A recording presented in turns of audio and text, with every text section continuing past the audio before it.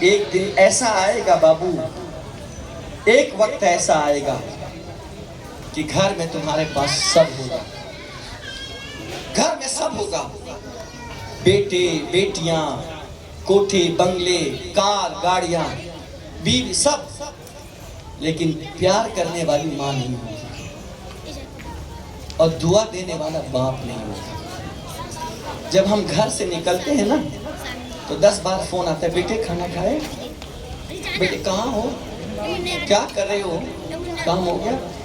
وہ اپنی فکر نہیں کرتے بڑھاپے میں، اپنی فکر نہیں، آپ کی فکر کرتے، اور اسی باپ کو آپ سائڈ لگا دیتے ہو، اسی ماں کو آپ چلا چلا کر کے باتیں کرتے ہو، ان کا دماغ ہل جاتا ہے۔ باپ رونے پر مجبور ہوتا، وہ روتا نہیں اس لیے کہ وہ مرتا ہے، لیکن وہ سارا درد اپنے دل میں چھپا کر کے رکھ لیتا ہے کہ چلو کوئی دوسرا نہیں، میرا بیٹا ہی مجھے بوجھ رہا ہے، پھر بھی تم سے محبت کرتا ہے۔ لیکن تم نے کیا کیا، کیا سلا دیا، کیا انعام دیا؟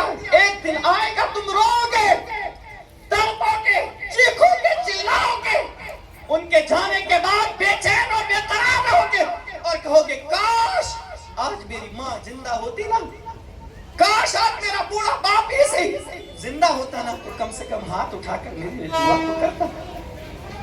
اور جو ماں باپ کے دعا میں اخلاص ہے نا، جو ماں باپ کے دعا میں پیار ہے، جو ماں باپ کے دعاؤں میں احترام ہے، جو ماں باپ کی دعائیں جو دل سے نکلتی ہے، میں قسم کھا کر کے کہہ سکتا ہوں دنیا کے کسی انسان کے دل سے وہ دعا نہیں نکل سکتی ہے جو دعا ان کی زبانیں نکلتی ہے، ان کی زبانیں نکلتی ہے۔ اپنی جنت کو آپ نے فراموش کر دیا صرف اپنی بیوی کی محبت میں، صرف اپنی بیوی کے پیار میں، اپنی بیوی کی خاطر تم نے اس کے حسن کو دیکھ کر، اس کے اللہ اکبر چال بازیوں کو دیکھ کر اپنے بوڑھے ماں باپ کو ستانا شروع کر دیا۔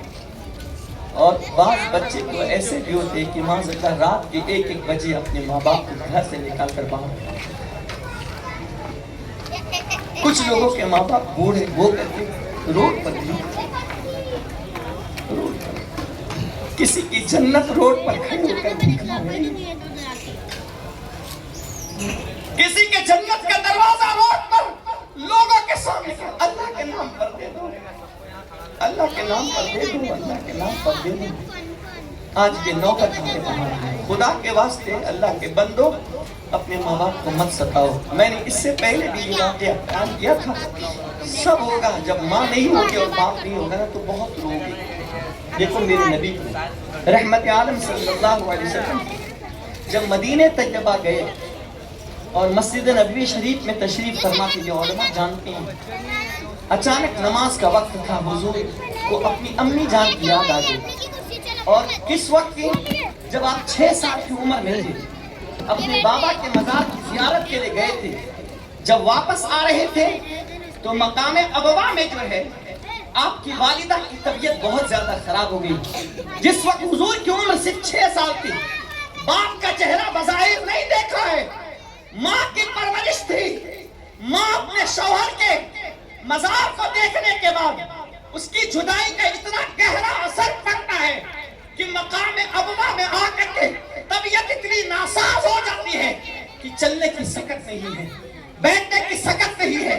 امام الانبیاء سید الانبیاء صلی اللہ علیہ وسلم اس وقت صرف 6 سال کی عمر کے تھے، آپ کی والدہ سیدہ آمینہ رضی اللہ تعالیٰ عنہ لیٹ گئی اور اپنا سر اپنے بیٹے کے گود میں رکھ کر کے اپنے بیٹے کے چہرے کو آخری مرتبہ دیکھ کر کہتی، میرے بیٹے، اللہ نے تیرے جیسا بیٹا کائنات میں کسی کو نہیں دیا ہے جو بیٹا اللہ نے مجھے عطا کیا ہے۔ کہا میرے بیٹے، تو میرا وہ بیٹا ہے کہ تیرے نام کا ڈنکا مشرق میں بجے گا اور مغرب میں بھی بجے گا۔ میرے بیٹے تو بہت اچھا ہے، اللہ تجھے سلامت رکھے۔ اپنے الفاظ میں ماں نے، سیدہ آمینہ نے امام الانبیاء کو دعائیں دینے لگی، اور دعائیں دیتے دیتے دیتے آپ کی آواز ہمیشہ کے لیے رک گئی۔ بچے تو بچے ہوتے ہیں، وہ سب سے محبت کرتے ہیں، لیکن جب ماں کی باری آتی ہے نا تو سب کو سائڈ لگا دیتے ہیں۔ ماں انہیں پہلے چاہیے، ماں کی آغوش ان کے لیے رحمت ہے، ماں کا آنچل انہیں جنت کا سایہ ہے، ماں کا ہاتھ ان کے لیے دعائیں رحمت ہے، ماں باپ کا ادب ان کے لیے دعائیں کرم ہے، سب کچھ ماں باپ کے ہاتھ ہے۔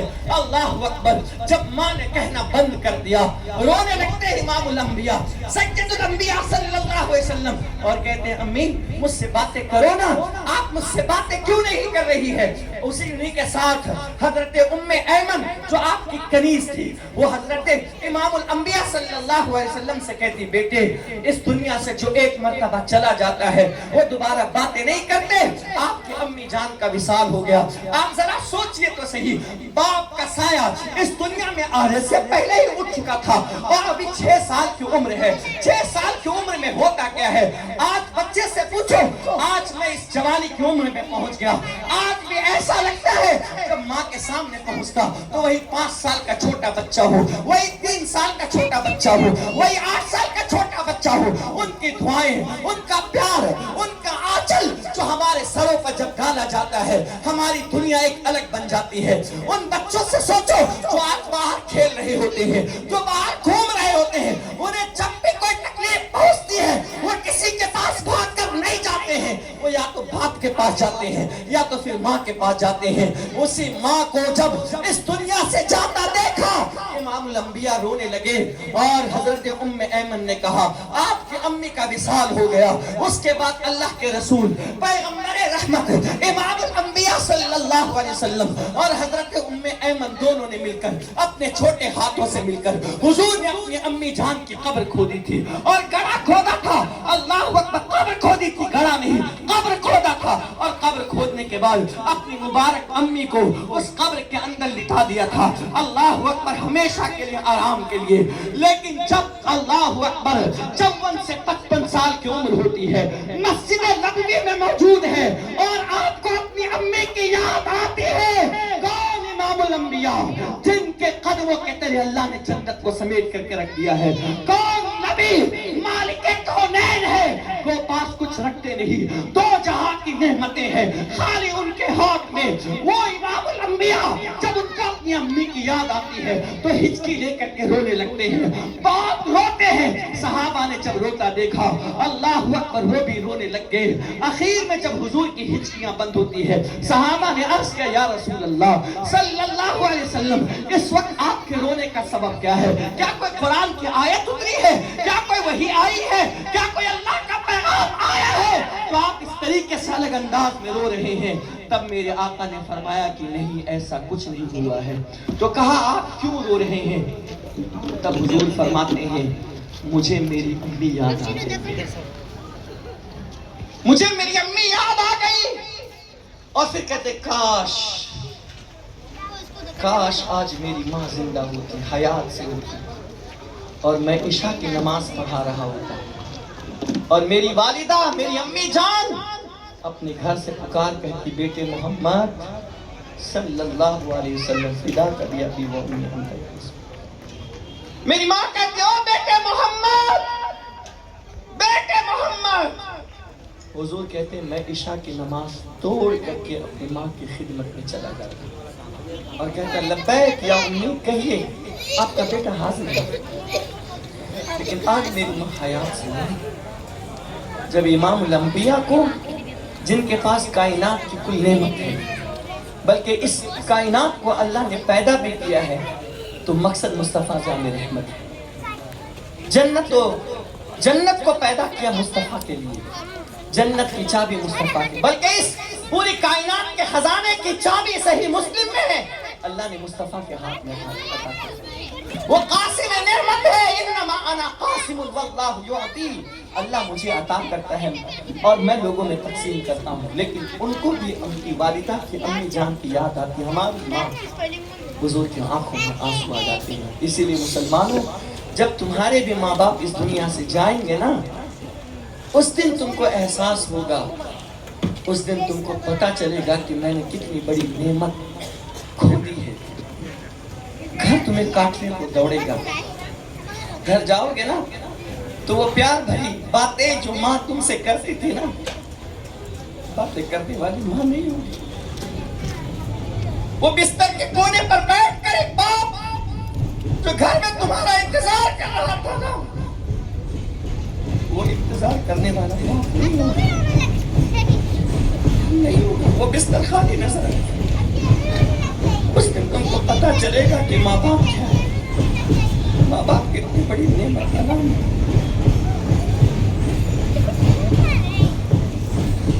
ماں باپ کے بارے میں سوچو تو دل دہل جاتا ہے۔ آج وہ دعا دینے والی ہیں کہ خدمت کرو، کہ عزت کرو۔ جس دن ان کی آنکھیں بند ہو گئی نا، دنیا کی ساری عورت مل کر کے تمہاری ماں بننا چاہے پھر بھی اس کا حق نہیں ادا کر سکتا، اور دنیا کا ہر انسان تمہارا باپ بننا چاہے، کوئی تمہارا باپ نہیں بن سکتا۔ تمہیں پتا نہیں ہے، ایک ماں باپ نے اپنے بچے کی پرورش کی، پالا، خوب محنت کی۔ جب وہ شادی کر لیا تو تھوڑے دن کے بعد اپنی بیوی کے ساتھ گھومنے گیا، اور بیوی محبت میں پوچھتی ہے کہ بتاؤ تم مجھ سے کتنا پیار کرتے ہو؟ پوچھو ایک بات، کہا پوچھو۔ بیوی پوچھتی تم مجھ سے کتنا پیار کرتے ہو؟ کہا کہ میں تو اپنی جان سے بھی زیادہ تم سے پیار کرتا ہوں۔ ایک بیٹے نے کہا اپنی بیوی سے میں تو تمہیں جان سے بھی زیادہ پیار کرتا ہوں۔ کہا واقعی؟ کہا ہاں۔ کہا کیا کر سکتے ہو میری محبت میں؟ کہا تم جو بولو وہ میں کرنے تیار ہوں۔ پھر اپنی داؤ چلتے ہوئے وہ لڑکی وہ یہ کہتی ہے کہ سنو، اگر بات ایسی ہے نا تو کیا یہ بتاؤ ہماری کوئی آزادی نہیں ہے؟ کیا ہمارے لیے کوئی فریڈم نہیں ہے؟ کیا ہمیشہ میں گھر میں برتن ہی مانجتے رہوں گی؟ کیا ہمیشہ میں گھر میں جھاڑو ہی لگاتے رہوں گی؟ کیا میں کبھی گھومنے نہیں جا سکتی؟ جب سے ہم نے نکاح کیا ہے تب سے ہم آزادی کے ساتھ کبھی نہیں جی سکے۔ کبھی تمہاری ماں کے تانے، کبھی تمہارے باپ کے تانے، روز سن کر کے میں پریشان ہوں۔ میں یہ نہیں کہتی کہ تم اپنے ماں باپ کو چھوڑ دو، یہ ایک چال ہوتا ہے۔ میں یہ نہیں کہتی کہ تم اپنے ماں باپ کو چھوڑ دو، لیکن اتنا کہتی ہوں کہ ایک نیا گھر لے لو نا، تاکہ ہم بھی آزادی کے ساتھ زندگی گزار سکیں۔ آپ ان کی خدمت کرو، ان کو دیکھو، لیکن ہمیں بھی تو آزاد رہنا، میرا بھی تو حق ہے۔ کہ چال اس کی چل گئی، اور اس نے کہا تمہاری بات ٹھیک ہے، تم کہتی ہو تو تمہاری محبت میں نیا گھر لے لوں۔ آیا گھر پر پیسے کا انتظام کیا، نیا گھر خریدا، اور ماں سے کہا امی میں یہ چاہتا ہوں کہ تم دونوں کے روز کے کچھ کچھ سے بہتر یہ ہے کہ اس کو میں الگ گھر دے دوں، میں آتا رہوں گا نا تیرے گھر، میں ملتا رہوں۔ ماں تو ماں ہوتی ہے، اپنی بیٹی کی خوشی کے لیے اپنا کلیجہ بھی نکال کر کے دے دے۔ باپ اگرچہ جتاتا نہیں ہے، لیکن جتنا ماں پیار کرتی ہے نا اسی طرح یا اس سے کم بھی نہیں باپ پیار کرتا ہے ہم سے، ہماری فکر کرتا ہے، ہمارا احساس کرتا ہے، ہمارے بارے میں سوچتا ہے کہ میرا بیٹا ہے، میرا نور نظر ہے، میرا لخت جگر ہے۔